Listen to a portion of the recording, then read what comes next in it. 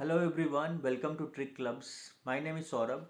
Army public schools में अलग अलग जगह से जो लोग भी शॉर्टलिस्ट हो रहे हैं तो उनको एक ईमेल के थ्रू इन्फॉर्म कर दिया जा रहा है। और बहुत सारे जो एपीएस में क्या हो रहा है कि उनके वेबसाइट पे भी लिस्ट को पब्लिश कर दे रहे हैं। जैसे कि आप देखिए कि एपीएस अभी अमृतसर पे जो कपूरथला, ब्यास, जालंधर और अमृतसर का जो भी था, तो उनके वेबसाइट पे पब्लिश कर दिया गया है सभी सब्जेक्ट्स का। वैसे ही आप देखे थे लखनऊ वाले ने भी नेहरू रोड हो और ये सब जगह का भी, एलबीएस मार्ग हो, ये सब जगह का भी लिस्ट उन लोगों ने पब्लिश किया था। और कुछ जगहों पे क्या हो रहा है, कुछ कुछ पब्लिश नहीं हो रहा है। जैसे कि आप देखिए कि अब दानापुर है जो बिहार में, एपीएस दानापुर पटना के पास, तो वहाँ पे कोई लिस्ट पब्लिश नहीं हुआ है। मेरे फ्रेंड का ये कॉल आया तो उनका कोई डायरेक्ट ईमेल आया हुआ है और 27 को इंटरव्यू है उनका टीजीटी मैथ्स का। तो ये चीज़ हो रहा है। अब आपको ईमेल चेक करते रहना है, चाहे आप किसी भी एपीएस के लिए अप्लाई किए हैं। और बहुत सारे एपीएस को लोगों को मेल आ रहा है, और जिनका नहीं आया है उनका एक दो दिन के अंदर में, दो तीन दिन के अंदर में मोस्टली बहुत अब करा ही रहे हैं इंटरव्यू। क्योंकि इंटरव्यू का यही है, लास्ट वीक ऑफ आपका जनवरी या स्टार्टिंग के आपके फेब तक वो सब करा ही लेंगे कंप्लीट, मोस्टली जो रेगुलर वाली जो वैकेंसीज है। अब डिमांड में है, दिल्ली का जो स्कूल्स है वहाँ से बहुत लोगों का क्वेरी है। धौला कुआं, शंकर विहार और जो यहाँ पे एक और स्कूल दिल्ली कैंट में।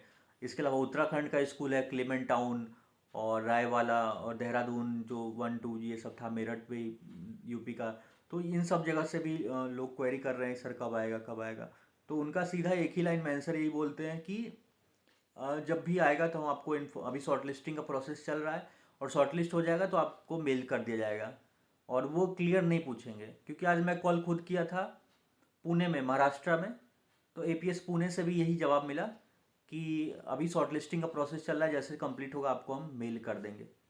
और ये देहू रोड वाले में किया था पुणे में, तो यही बात उन लोगों ने बताया। और उनसे मैंने पूछा भी कि फर्स्ट वीक में है या सेकेंड वीक में कब होगा, तो वैसा कुछ वो डेट क्लियर नहीं कर रहे हैं। अब बच गया जिनका शॉर्टलिस्ट हो गया है, तो वो लोग क्या करें, जिनका भी इंटरव्यू है, कल भी है या आने वाले टाइम से इंटरव्यू शुरू हो रहा है, तो वो लोग अच्छे से तैयारी करें इंटरव्यू के लिए। ये इंट्रोडक्शन आपको आना चाहिए कि आप अपने बारे में बोलना है, आपका जो स्ट्रॉन्ग पॉइंट है, वीक पॉइंट है, ये सब भी पूछते हैं कि tell me your strong point, your weak point क्या है, वो सब बताइए। एंड बेसिक्स क्वेश्चन पूछते हैं। और why you want to become a teacher in APS, and क्यों आप एपीएस ज्वाइन करना चाहते हो। और अगर आप दूर दराज जा रहे हो इंटरव्यू के लिए, तो वही सब पूछेंगे आपसे कि this school is so far from, जैसे कि अब बहुत सारे मैं देखा हूँ दानापुर वाले में, जो हरियाणा के और अलग अलग दूर दराज से भी बच्चे अप्लाई किए हुए हैं।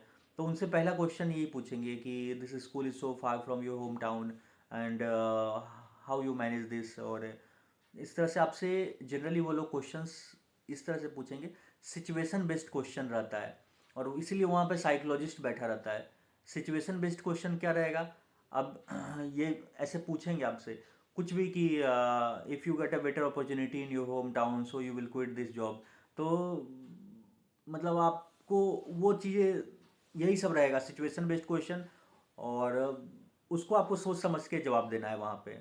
और दूसरा चीज़ है कि ज़्यादातर यही रहेगा प्रैक्टिकल एप्लीकेशंस। और से जैसे प्रैक्टिकल एप्लीकेशंस क्या रहेगा, मान लीजिए कि आप किसी क्लास के बच्चे को पढ़ाना है कोई एक सा टॉपिक को, तो how you introduce this topic, कैसे आप इंट्रोड्यूस कीजिएगा जो बच्चे अनअवेयर हैं इन सब चीज़ों से।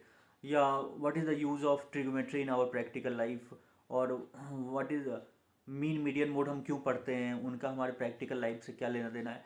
तो ऐसे साइंस में भी या जो भी सब्जेक्ट्स के लिए जा रहे हैं, तो वो सब लाइफ के थोड़ा आप जो भी टॉपिक दे रहे हैं पढ़ाइएगा ना, तो उसका थोड़ा आप देख लीजिएगा कि जैसे आप पढ़ाने गए वहाँ पे सरफेस एरिया, वॉल्यूम, या कुछ भी आप पढ़ाने चले गए, मैथ का टॉपिक उठा लिए, तो उनसे पूछेंगे कि हम क्यों पढ़ रहे हैं, क्यूब क्यूबॉइड, चाहे जो भी आप बता रहे हैं। तो थोड़ा बहुत इस जो भी टॉपिक आप लीजिएगा तो उनका यूज़ देख लीजिएगा कि प्रैक्टिकल लाइफ में यूज़ क्या है। और बेसिक्स ये सब चीज़ें अच्छे से कर लीजिएगा। बाकी आपका जो M S word, excel, power point का मैं वीडियो बता रखा हूँ कि उसमें किस तरह क्वेश्चन आता है, और भी थोड़ा बहुत आप प्रैक्टिस कर लीजिएगा कि उस पर तीन चीज़ों पे आपका सीपीटी जो टेस्ट होता है उसमें यही सब पूछा जाता है।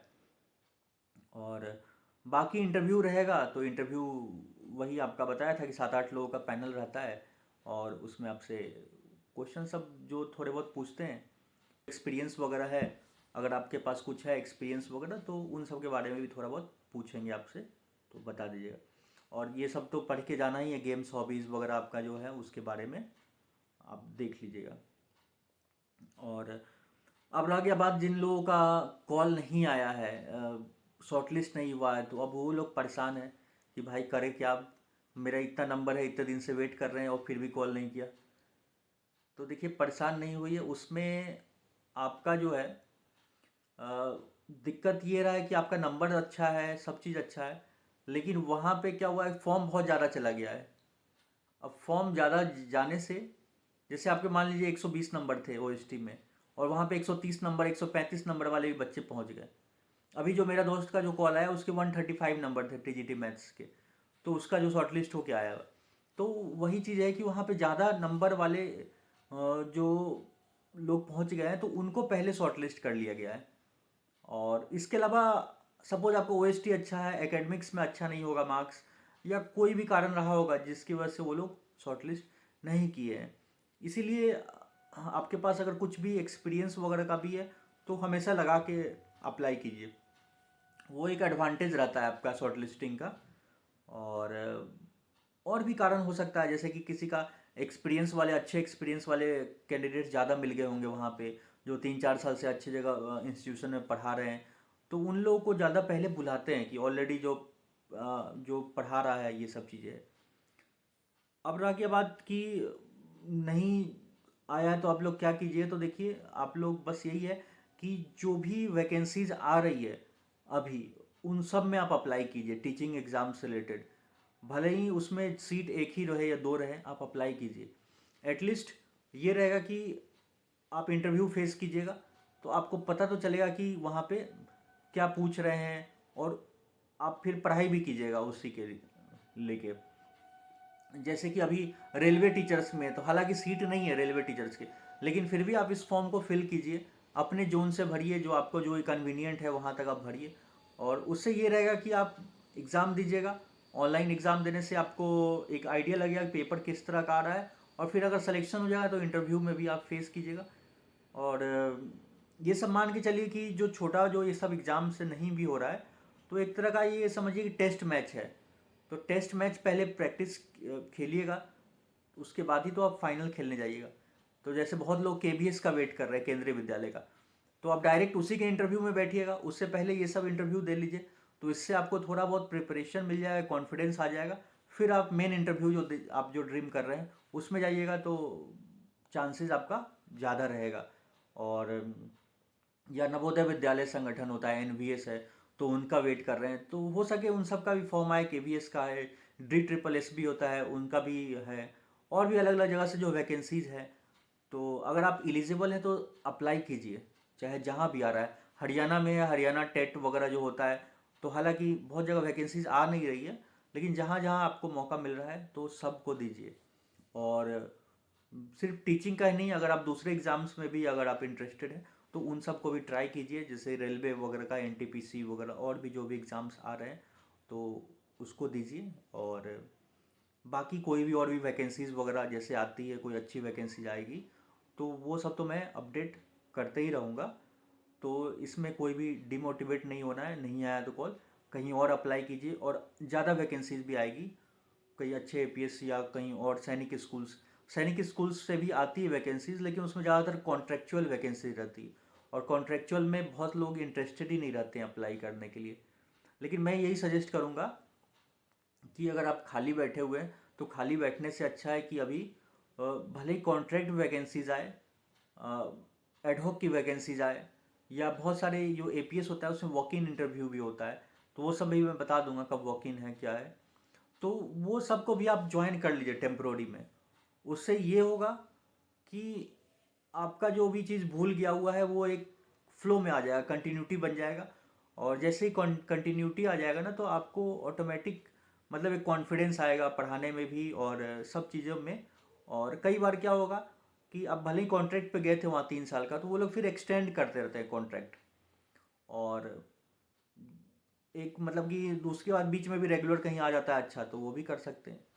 तो कॉन्ट्रेक्चुअल भी आ रहा है तो वो भी कर लीजिए, और जब अच्छा अपॉर्चुनिटी मिलेगा तो तैयारी करते रहिएगा साथ में, और जब अच्छा अपॉर्चुनिटी मिलेगा तो छोड़ के आप जा सकते हैं। तो बस मेरा यही कहना है कि बस एक एग्ज़ाम के भरोसे नहीं बैठिए, आप जो भी पैरेलल वैकेंसीज आ रही है, चाहे जिस आपके जो लग रहा है कि हम क्लियर कर देंगे, वो सब आप भरते रहिए। उससे बेस्ट मतलब कि अच्छा रहेगा आपका तैयारी में भी, और हेल्प मिलेगा बहुत सारा। सो जैसे भी और भी कोई अपडेट आता है किसी और एग्ज़ाम या एपीएस से रिगार्डिंग, तो मैं अपडेट कर दूंगा। So thank you for watching, मिलते हैं नेक्स्ट वीडियो में।